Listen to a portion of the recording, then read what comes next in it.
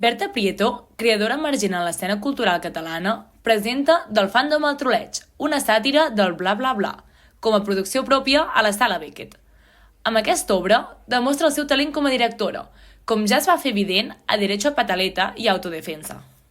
Berta Prieto escriu i dirigeix una sàtira que aborda l'overthinking característic de la generació Z. L'espectacle posa el focus en la relació entre identitat i cultura digital, presentant una combinació de gèneres, des de l'humor fins al terror, mantenint el públic en suspens en cada instant.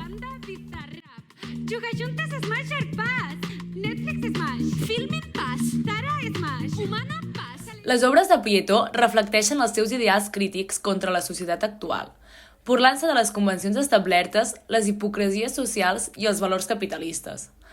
Les sales de Barcelona continuen apostant pels joves creadors, com ella, que aporta una mirada fresca a la dramatúrgia contemporània.